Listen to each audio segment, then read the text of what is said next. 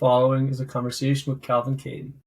Calvin is a Philadelphia area native and has worked in a variety of industries, and he's also the co-founder and creative director at DRESDON, an events and entertainment brand designed to provide guests with mental clarity through minimal house and tech music. Tune in to hear more about his story. So, Calvin, how did you end up getting involved in the nightclub or entertainment business?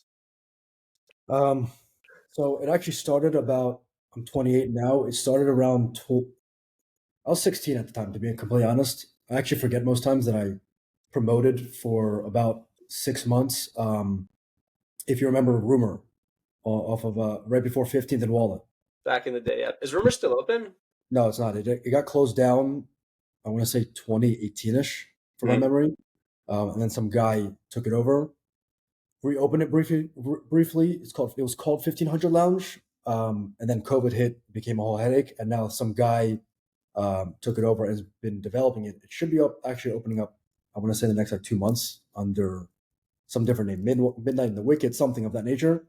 Some Buharian Jewish guy that is from this area, but yeah, it hasn't been open since 2017, 2018. But yeah, so funny enough, it actually started with me and Jeff Gopstein. If you know him, he's Leonard's cousin. I mean, Leonard's cousin, my cousin, but Leonard's brother.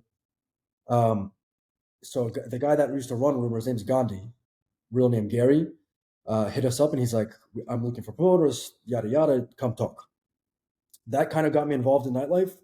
I promoted for a little bit. I had a falling out with one of the head promoters there because the guy was just a dickhead. Left that when I was 16 and a half, 17. And then kind of stood clear from nightclubs for about, I want to say, a year and a half, 2 years. I worked at Tallulah's Garden. Well, first Jones in the city as a busboy.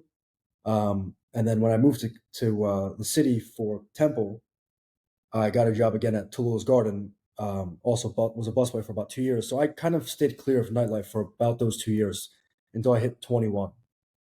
Even though I kept going out to clubs all the time, underage. I just didn't. I knew I wanted to get involved. I just wanted to be in New York, to be honest. But given that I was still in school, I didn't really know how to get my feet in the door anymore because the problem with Philly is that there's a lot of nightlife, but lack of nightclubs, and most don't last. On average, between 12 months to 18 months. So I didn't really care to pay attention to it yet. And then my senior year, I needed, I think it was about 200 hours of hospitality hours. So funny enough, when Noto opened, whatever that was, 2017, 2018, my friends and I went there, checked it out, and I want to say the second or third weekend into them being open, I bumped into my now mentor. I mean, he's been a mentor. I don't work with him anymore, Ryan Dorsey. I bumped into him because he was the opening team at Noto. And I knew who he was briefly, just given quick searches on Google, and saw that he owned Recess Lounge, which was an after hours spot on Second and Chestnut. So I bumped into him, started talking about shoes. It was literally about off-white shoes, something random. Started talking to him, and I'm like, hey, listen, my name's Calvin. I want to get involved in nightlife. Briefly explain what I'm trying to do. And he gave me his number. He's like, text me. We started talking. We met about 2-3 weeks later, had brunch. I kind of divulged everything that's on my head at the time at 21. And he actually, without any real, it wasn't really an interview. He just more or less kind of talked to me. He's like, what are you trying to do? What's your interest? And I told him everything I know about hospitality, my interests, my passions, people I know in the industry, all that stuff. And you saw in his face, he had glitter in his eyes, because he's like, okay, wow, this kid is 21 years old and knows this much. He's like, let me give this kid a try, a shot. So he gave me a job, I want to say a month and a half after that brunch meeting we had. Left Tallulah's Garden, started working at Noto for about, I want to say a month. He left. He's like, I want to focus on my own stuff. And then that turned into almost a year and a half, 2 years of relationship that I was working with him under his LLC, running Dos Tacos, which was a quick service restaurant, Recess Lounge, and then a bunch of random projects that he kept trying to kind of acquire over the course of 2 years. That in itself can be a whole podcast. Got it. Okay. So that's the synopsis as to how I got involved in nightlife. But the entire time I knew I wanted to be involved in nightlife since I was probably like 13, 14 years old. Um, when I first came across, really first came across Studio 54 in the 80s in New York City, if you know what that is. Where's Studio 54 located? Like in New York was? I think it was, I don't know where it was located, but I know it was something West 54th Street. That's 50. So like probably like Upper West Side or kind of Hudson Yards area. Probably, yeah. And it was in an old, I want to say it's a CBS studio, 54, and the guys who took it over literally became the kingpins of nightlife, and like they're still legends to this day. I mean, one passed away in the 90s, but this guy Ian Traeger, who was the original founder of 54, he went off to open hotels. I was a kid in Miami, staying at the same hotel for years on end, called Delano, and I was for some reason like intrigued and just like awestruck by the design of the hotel inside. Something about it kind of just constantly caught my eye, and I love the idea of vacationing. And at the time, at 12 years old, I'm like, wait, people do this for a living? Like you can build things for people to go vacation? Like it didn't make sense to my 12-year-old self. Mm. So as I aged, like 13, 14, 15, I just like my curiosity just ran my life. So I was constantly looking into who this guy Ian Traeger was, what he did, his entire timeline. So really 54 brought my interest in nightlife. And then One Oak, when I came across that at like 15, 16, just put a flame under my ass. And I was like, what is this? What's this brand? How does a human being make a club this exclusive? And something about it just intrigued me. And then essentially the rest is history. Got it. I think it's an awesome synopsis and definitely cool stuff around that and more stuff to discuss. But as a quick follow-on question to one of the things that you discussed earlier, you said you kind of worked for a promoter for a few years before bouncing around. For those that don't know, how does a promoter exactly make money? Is it something like you get charged a fixed fee, or is it just based off the tables you sell or the people you're able to bring in? Like, what's the dynamic around that look like? Both. It's a mixture of both. So when I worked at Rumor, primarily the focus was heads, getting people in the door. So for every person we got in the door, I believe we got half the ticket price, which was $20, so $10 a head. Solid. Um, it was a mixture of ticket sales and guest list. Mm-hmm. Either one kind of made you money. I think guest list was like $5 a person, and if you sold tickets, it was $10 a person. Um, Tables wasn't really a focus of mine when I was 16, 17, working at Rumor.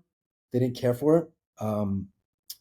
But yeah, I mean, more or less now, promoters' focus is honestly, it's transition. It's went from getting people in the door and just having a big guest list and just being looking like like you're cool and you know people, to focusing on clubs revenue, which primarily is focused off tables. Mm-hmm. So yeah, a lot of promoters now really do focus on table sales, even though most clubs have a fusion between promoters and VIP hosts, but they kind of focus on the same thing anymore.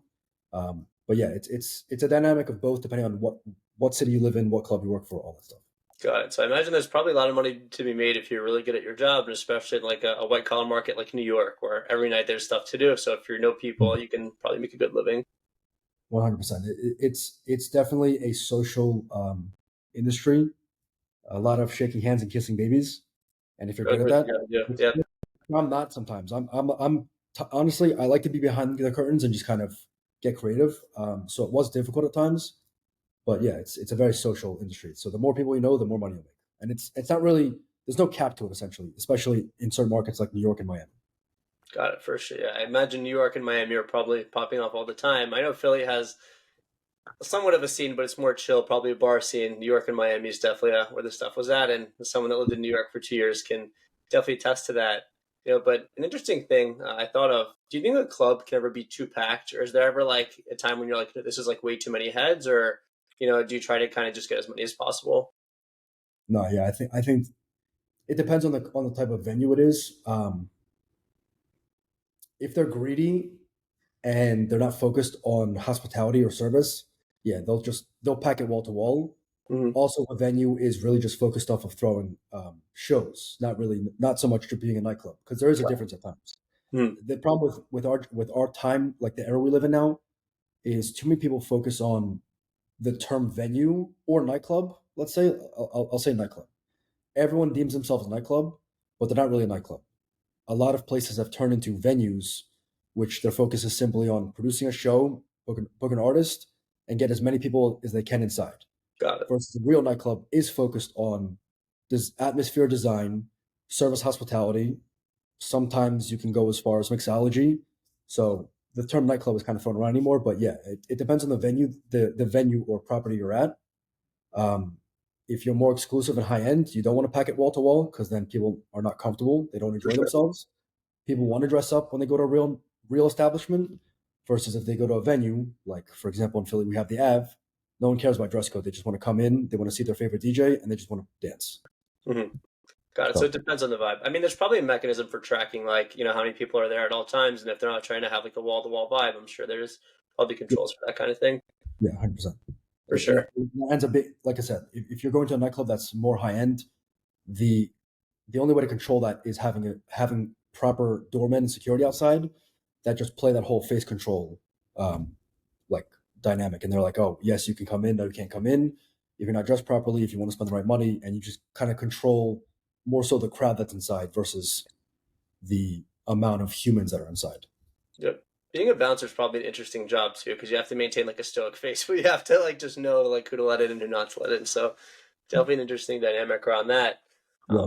You are the founder of DRESDON so eloquently, as your hat says. Awesome logo, may I add. But you've spoken about your story about how you got involved in the nightclub business and how you bounced around and how you're really involved in it now. What really led you to kind of starting DRESDON, or what was the idea behind that? So there's almost three sides to it. I'll make it short. I'll make it two sides. So initially, the idea came to me in prime 2020, but it was supposed to be a marijuana brand. Really interesting. Yeah, and I had this obsession with trying to create a marijuana brand, and sat on it for like I want to say 3-4 months, but it's not a market you can just easily enter, given that's not federally regulated. A lot of regulation bullshit to deal with for sure. There's a lot. So the fact that it's not legal across the country yet. It's only legal within states. You also need a fuck ton of capital to get into it, and you're competing against people who are really established in certain markets. So it's like it's too competitive as a no one to walk in and say, "Oh, I'm going to create a marijuana brand." You can have a sexy brand, but if you have no idea what you're doing, then you're just wasting money. For sure. But the name itself, I'm very much focused on brand name and image. I think it has a lot to do with people's psyche and how people kind of evaluate a product, service, or whatever you're offering. So I got hung up on the name for a while, and I couldn't find anything. I could probably share a 45 slide PowerPoint that I created over the course of 3-4 months in 2020 with just a slew of names. I knew the colorway I wanted, the style and font, but I had no idea what the name was. And something about 3-4 months into the idea of it, or trying to think of brand names, I came across the idea to kind of associate a little bit of my background is my dad's a jeweler. So I've always been around jewelry and watches. Funny enough, I'm not in the business, but something about it has always intrigued me. And somehow I thought about it. Started with the idea of how I'd package a joint. And unfortunately, it's free game. Whoever's going to listen to this, but all good. How I envisioned packing each joint was prongs on a ring. Mm-hmm. Every ring that has a diamond on it has those little prongs that hold the diamond in the middle. Mm-hmm. So I envisioned holding a joint that way. Got it. So let's say you have 5 joints in a little package. Each one would sit like a diamond. So that kind of had my gears spinning, and I'm like, okay, how do I associate jewelry or gems or diamonds to marijuana somehow? Thought about the look of a nugget, like what's it called, piece of bud, and associate it with an emerald diamond. I was literally driving somewhere. I'm pretty sure I was going to KOP, and all of a sudden it clicked in my head. I'm like, okay, let me look up like names for emerald diamonds or like varieties of emerald diamonds. And Google suggested, do you mean a Dresden green diamond? I'm like, what is that? So I look into it, and it's some like rare 41 karat, like essentially flawless green emerald, nicknamed the Dresden green diamond. I think it was from India originally. Now it's in some like German art museum, I think. Don't quote me on that. But something about the name I liked. Came home and typed it out on one of the adding to my 45 slides of just brand names. Typed out Dresden, but for some reason I typed in DON at the end instead of DEN, like the city in Germany. I'm like, okay, whatever. And I didn't realize anything about it. I just kind of did it, left it as is. Then a few days later, I'm like, okay, well, I like the idea about the green diamond associating it with marijuana, but I also like something new. Like, okay, dawn. Dawn means something new and new era, yada yada. Googled dawn, and the phonetic spelling to dawn, DAWN, is the D with the little caret ON. Hmm. And when I went back to the PowerPoint, I saw DRESDON, and then remembered the phonetic spelling to dawn. I put it together. I was like, wait, something about that kind of catches my eye. The caret also points up, and when you get high, you get elevated. So something about the entire fusion of that name just kind of fused, and I'm like, okay, fuck it, I like it. Let me keep it. But like I said, nothing came of the marijuana company, so I just had this brand name just kind of sitting for almost a year. And then a year ago, June 2022, I was like, fuck it. I was like, let me use the name. I was like, marijuana's not happening. Let me use the name. I want to get out of, at the time I was working at Noto. I was like, let me get out. I was like, I want to do something creative. I was like, I'm itching to do creative things. There's lack of design in Philly when it comes to venues, whether it's restaurants, bars, whatever it may be. And I created this consulting company for maybe 6 months.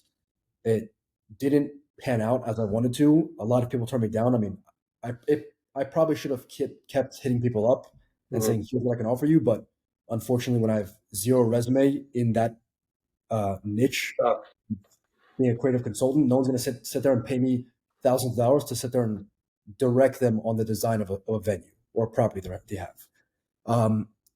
I probably hit up maybe 20, 30 people, of which 5 or 6 took me seriously, but never panned out to anything. So it turned into a lot of just marketing assistants, logo designs, flyer creations, all that stuff.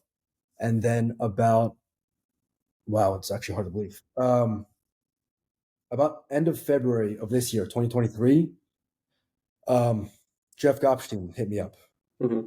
He's like, he calls his therapist coach. He's like, do you know coach? He's like, do you know Coach DJs? I'm like, yeah, you told me about that a couple of years ago. He's like, no, he's like, he actually DJs now. He got booked at the Ave as a direct support or like an opener. I'm like, really? He's like, yeah. He's like, and he wants to start a promotions company. And I know you at the time, I was like, fuck this creative direction stuff. Like, it's not really panning out. I want to throw events. I've wanted to for years, but again, you need capital for it. He's like, Jeff, like, I know that you want to throw events. He's like, his name's Josh, my partner now. He's like, talk to Josh. He wants to get into DJing, take it seriously, and create a promotions event company. And you want to throw events. Talk. We talked like 2 weeks later, and essentially we've now been partners for officially 5 months, but we've created a great relationship this last almost 9 months. Hard to believe. So it's been a whirlwind of just randomness turned into, I don't know. I can't even explain it sometimes. Sometimes I can't fathom the fact that I went from a marijuana brand with just this name that I liked to a creative consulting company to meeting a therapist that likes to DJ, wants to start an events company. And now we have under our belt 3 Dresden events in the last, 3 months. You know, life is a crazy journey, and I think it's cool what you said in that sense that you had this idea for marijuana plant, and then you accidentally typed DON instead of DEN.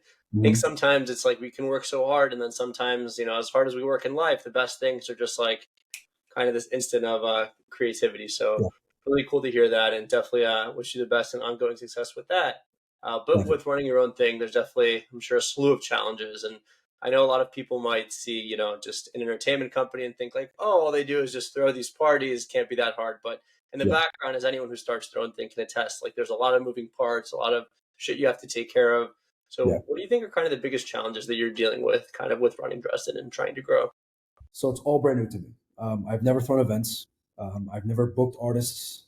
Never really. I did minimal marketing for Recess Lounge, but when it comes to having to get eyes on your brand as a brand new brand, you come across a lot of issues and situations and problems. Thankfully, I am creative in that aspect where I do all my marketing and campaigns for Dresden. I create all the flyers, the reels, all that nonsense. Naturally, I have a creative eye, but it is hard to kind of target the right audience as a brand new brand, especially in house music, just because Philadelphia is there's a very small niche of house heads in the city. There's also quote unquote a lot of competition, only because there's really not a lot of competition, but there's a select few of people that already kind of have their hand on the market. Like dominate the market. Yeah, they dominate the market, whether it's the 2 or 3 venues that exist or the DJs that have their own little personal brands that people follow, like Walking Ducks.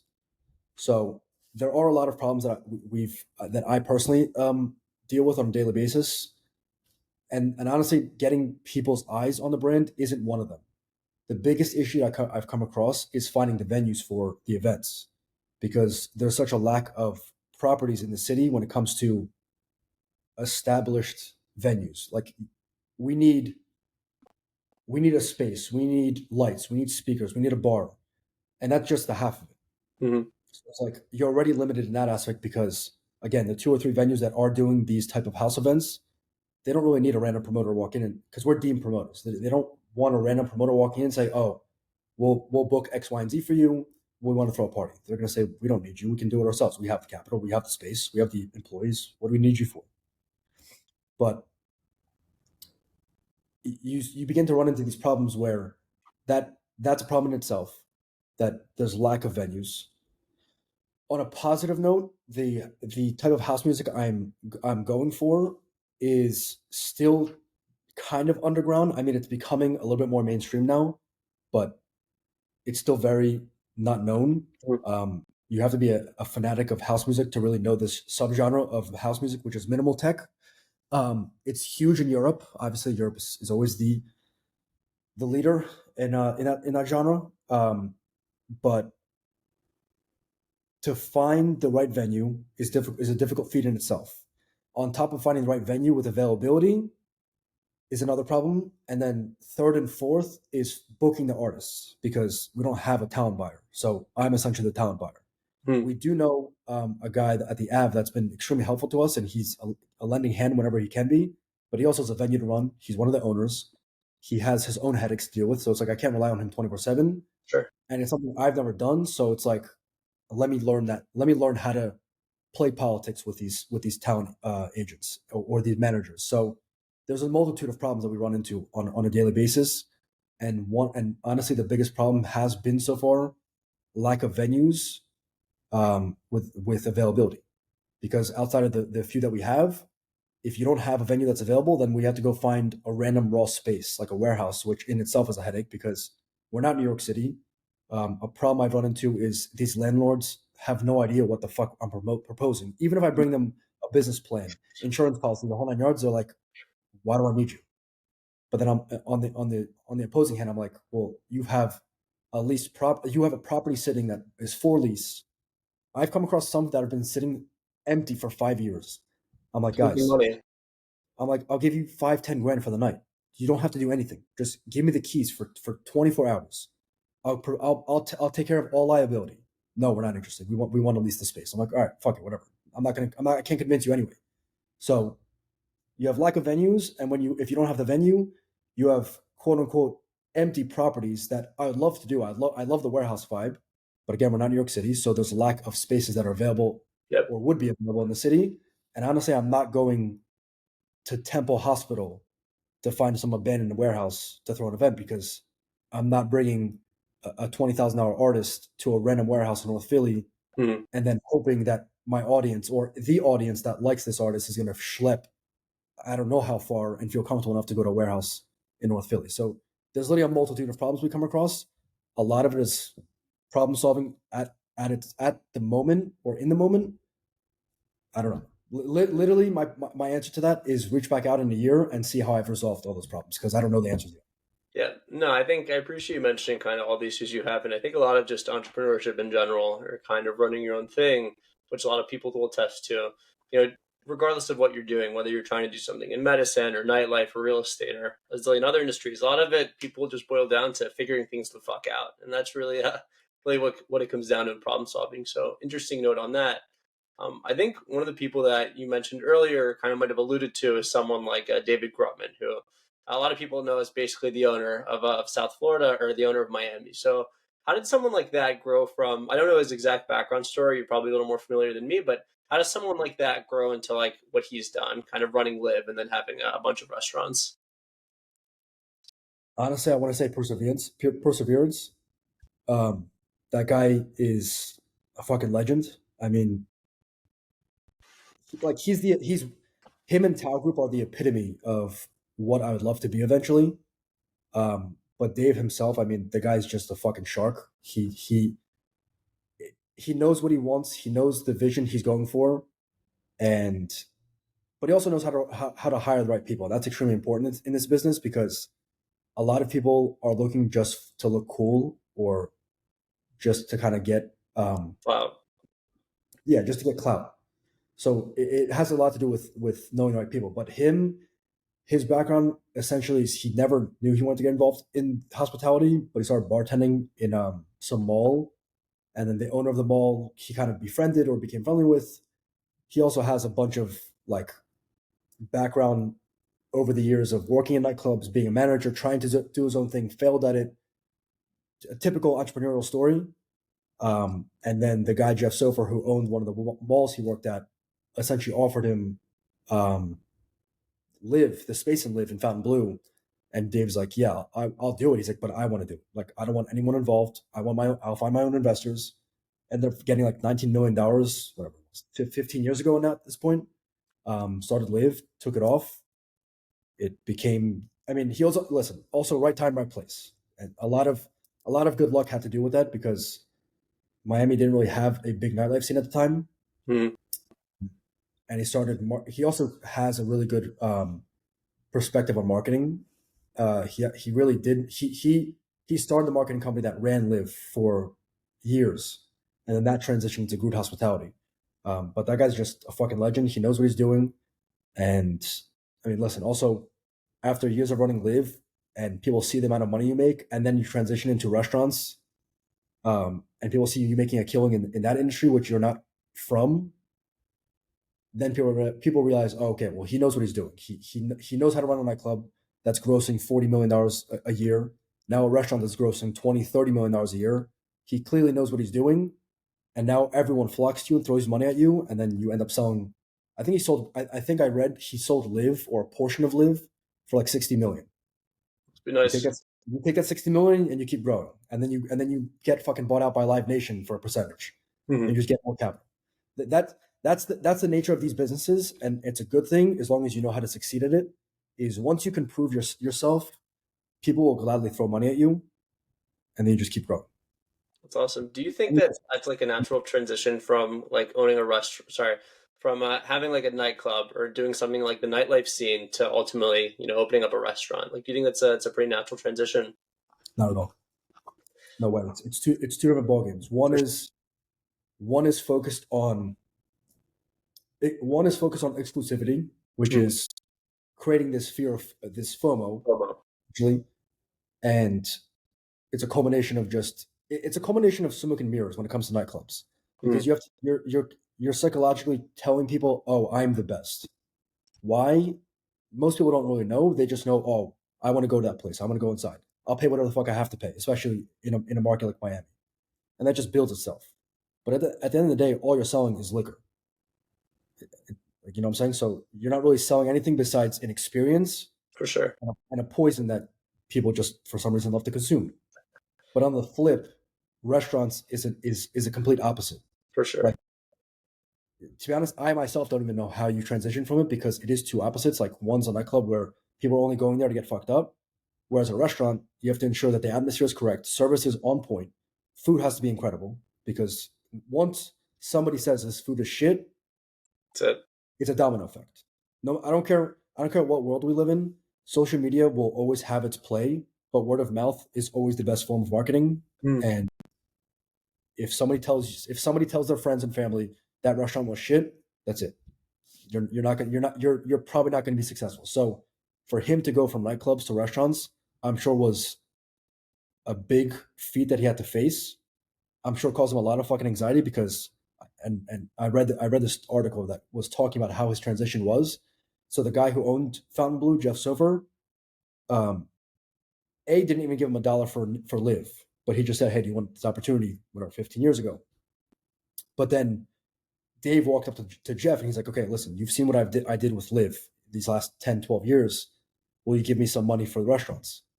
Guy looks at me and goes, "No." He goes, "You have no restaurant background at all. You're a nightclub guy.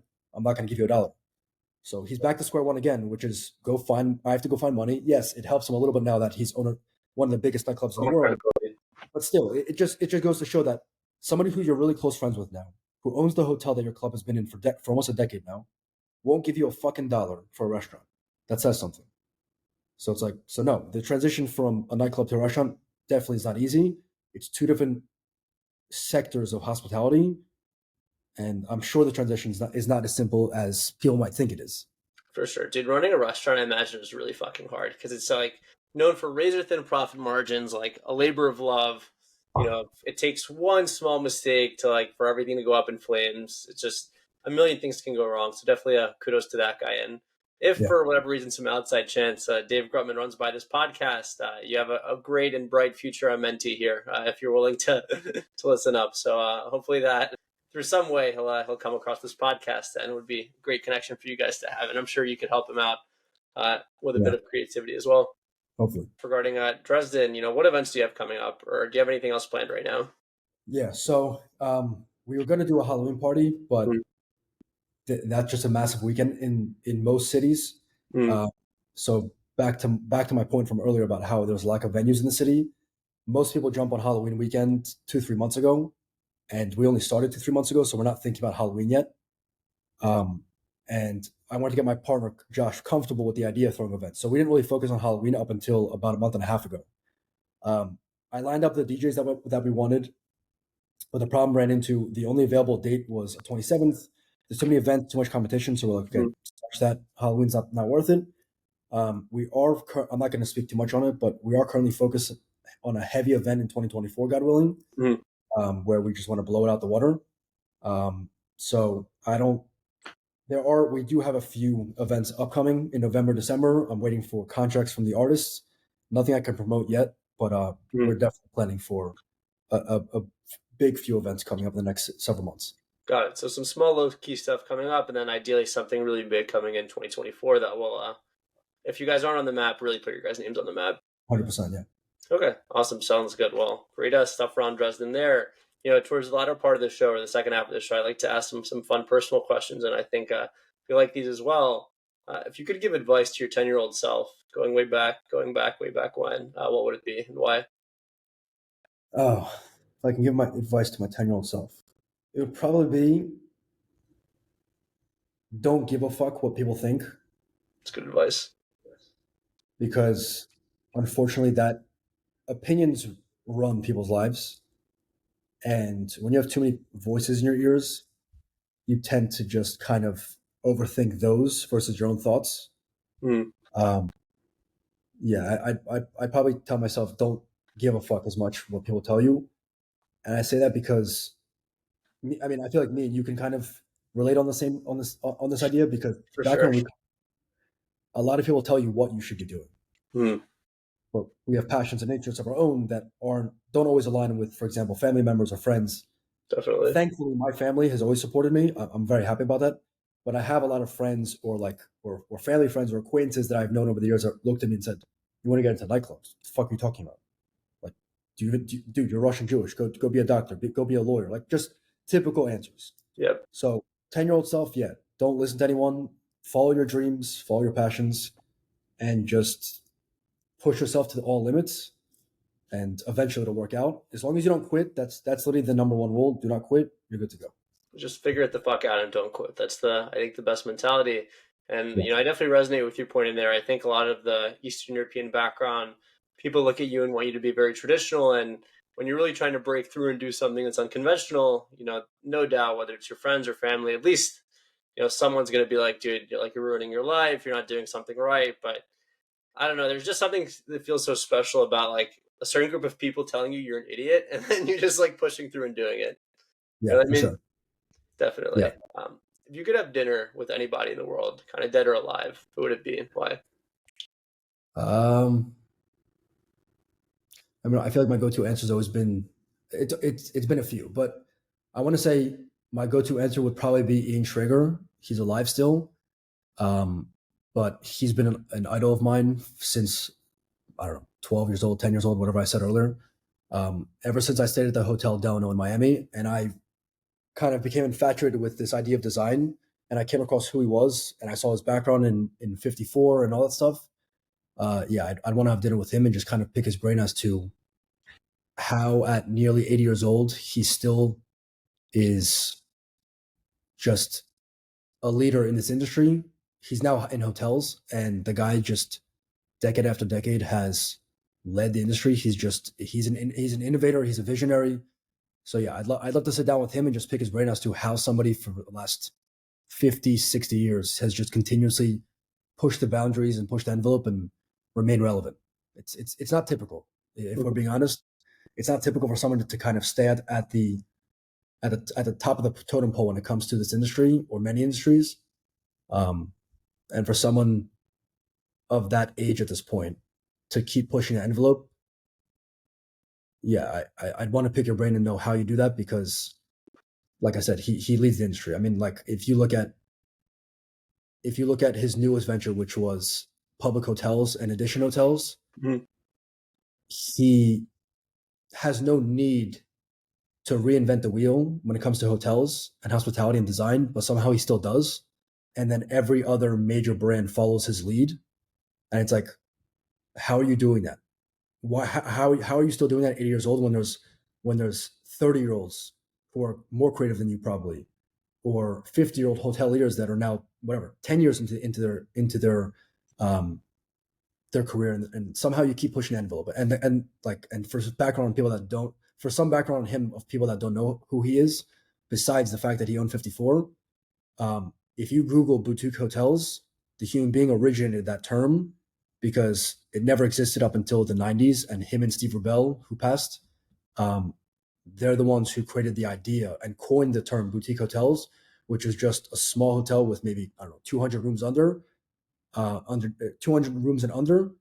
And it was a fusion of hospitality and a massive focus on design. And no one in the 90s cared about design.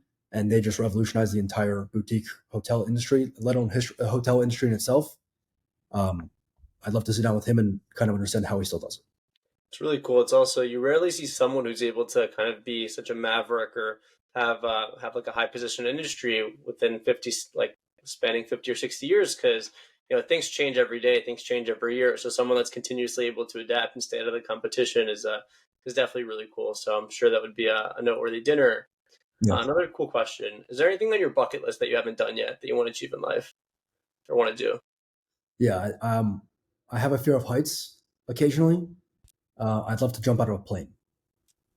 That would be a lot of fun for sure. I haven't done it either. That's definitely on my bucket list. Could be hopefully it won't be my last jump, but definitely would be something fun to do.